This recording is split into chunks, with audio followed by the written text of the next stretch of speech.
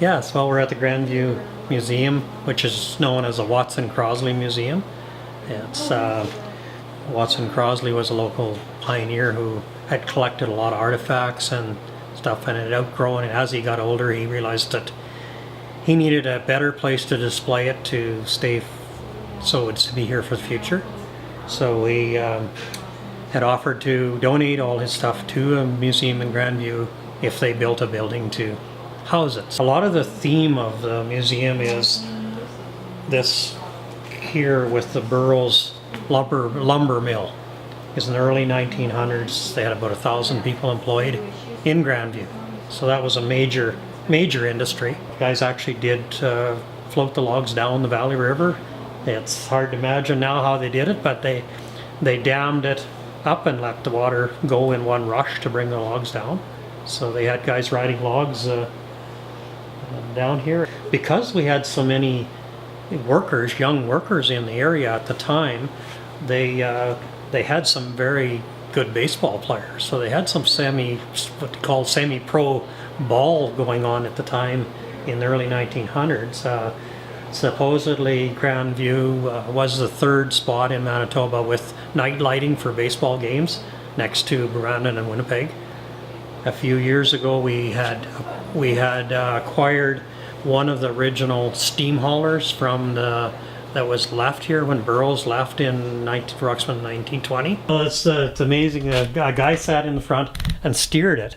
He really had no control over it because the guy running the steam engine sat in the back, or stood in the back. But they used a series of bells on a rope, so signal if they had to stop or something. That's how, because there was no radios in those days. There was 5 hotels in Grandview at one time, rooming houses, hotels type thing, and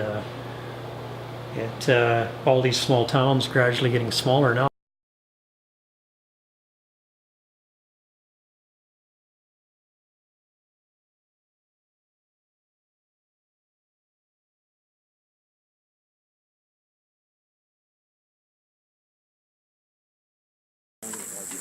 So let's do it with Ken.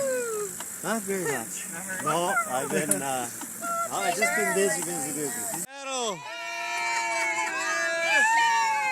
Hey, super! You didn't stop at the stop sign. Don't give us a ticket.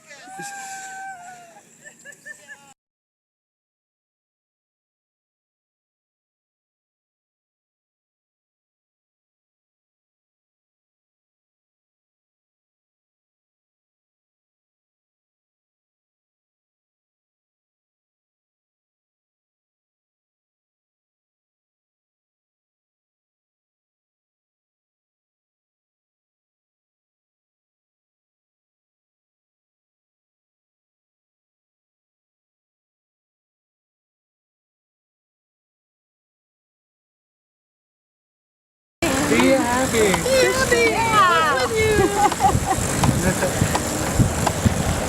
Hello. Yeehaw!